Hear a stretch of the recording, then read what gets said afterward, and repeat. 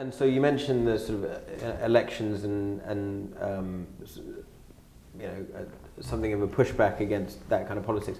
For most delegates, not the Jewish students necessarily, but for the wider sort of NUS delegates, do you think that this issue of campus politics around Israel and Palestine play a big role in the way they vote and they think, or is this a sort of background issue? Is this an issue that only pro-Palestinian and Jewish sort of pro-Zionist students care about? I mean, I don't have like empirical research to base that on. I think that in the case of Malia, in terms of those elections, it wasn't. I don't think it was about Israel Palestine. I think it was about someone peddling hate, right. And I think that it clearly played a role because, like I said, it wasn't just that Jewish students had a pushback and wanted to get people elected, but lots of people from like more moderate political factions. There were a number of disaffiliation campaigns. Most of them didn't choose to disaffiliate, but if you go online and you see what they were talking about, it's about not putting students in test. Why are you focusing on international issues, and also why are you prepared to target a group of students? And they weren't Jewish students saying those things, so clearly it appealed to a lot of other people. But like I said about Jewish students, their priorities are fees, getting a degree, getting a job, having fun, enjoying the experience.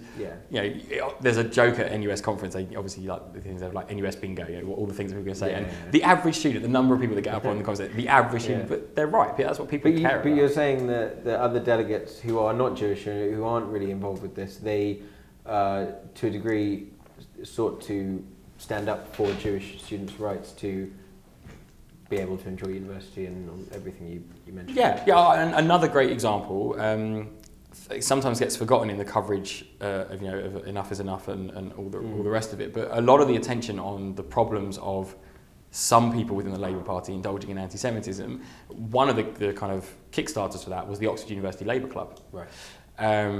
And since then, we've worked with the Labour Students Group, which we have a fairly good relationship with, the Jewish Labour Movement, and we trained over 600 members of university Labour clubs. And that shows you the willingness to engage, and they all seem to value it, and they all kind of, it was actually not Jewish members of the Manchester Labour Club, but lots of other members who took issue with one of the co-chairs who had to subsequently resign because of anti-Semitic and actually other kinds of prejudice they were sharing online. So again, you see this willingness to engage, recognising that it's serious, and also recognising, like all prejudices, it's not Jewish students' job to solve anti-Semitism. We don't have the problem. The anti-Semites have the problem. And even those who, obviously I'm not saying that everyone in Labour is anti-Semitic, so it's not that they're anti-Semitic, but they were like, okay, we've got to take this seriously. We've got to step up and do the training, reach out, understand what's going on. So broadly, I'm quite optimistic about not just politics generally, but student politics and people on the left.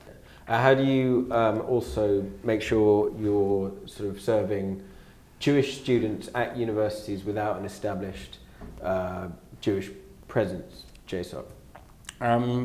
So it's tough because obviously the way that we tend to work is through Jewish societies, and they're over 60. The reason we say over 60 and not an exact number is because in any given year, one might be there, one might not be when you've got like a handful of Jewish students.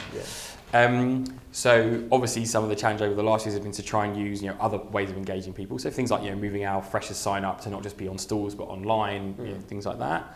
And we try and get to as many campuses as possible. Right. It's also one of the reasons why we try. That must be very difficult, given that Freshers' Week everywhere is. I know they don't all fall on the same week, but they must all be the same time of year. So they span from the beginning of September to the middle of October. Sure. Scotland starts first, Oxbridge is last. I know this because every year it's an operation to get people out, and we get to like 40 campuses in the space of 3 weeks. It's great work. So you get kind of see, but so what we also have to do is think about things like the chaplaincy services at different universities, or the university might have a student support officer, or the students' union might, so there might not be a JSOC somewhere, but we might have a relationship with the equality and diversity person who's the student union staff. So we try and use those relationships is why we engage with the student movement and the university vice chancellors and all of those people, because if it isn't the JSOC that's there to do it, or there isn't a JSOC, then if there is a Jewish student, we like to think that we've hopefully got someone at the campus who they can go to for support or to access.